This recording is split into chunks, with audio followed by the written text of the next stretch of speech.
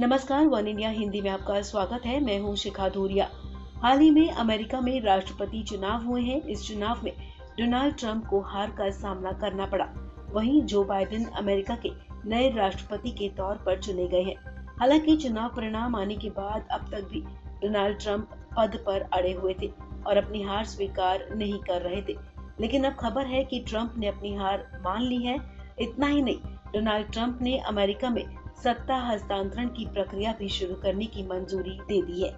अमेरिकी चुनाव होने के 3-4 हफ्तों के बाद भी ऐसा माना जा रहा था कि डोनाल्ड ट्रंप चुनावी नतीजों को पलट सकते हैं। ट्रंप चुनावी नतीजों के सामने आने के बाद कई बार जो बाइडेन और उनकी डेमोक्रेटिक पार्टी पर निशाना साध चुके हैं।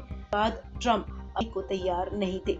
इसके लिए उन्होंने नतीजों को कानूनी चुनौती देने की भी कोशिश की, लेकिन वो कामयाब नहीं हो पाए। ऐसे में अब ट्रंप ने अपनी हार स्वीकार कर ली है। बता दें कि ट्रंप ने चुनावी नतीजों के आने के बाद अपनी हार नहीं मानी थी। ट्रंप अपनी जीत सुनिश्चित करने के लिए कई हथकंडे अपना रहे थे। इस दौरान उन्होंने कोर्ट में केस भी दायर किए, अधिकारियों या राज्य के प्रतिनिधियों पर दबाव बनाने की भी कोशिश की। लेकिन अब ट्रंप ने अमेरिका के जनरल सर्विस ऑफ एडमिनिस्ट्रेशन को सत्ता ट्रांसफर करने की प्रक्रिया शुरू करने की मंजूरी दे दी है। डोनाल्ड ट्रंप ने कहा कि सत्ता ट्रांसफर करने की प्रक्रिया में जो किया जाना है वो शुरू कर दीजिए।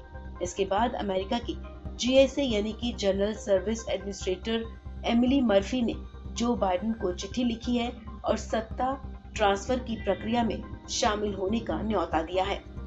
इस खबर में फिलहाल इतना ही। तमाम अपडेट्स के लिए आप बने रहिए वन इंडिया हिंदी के साथ।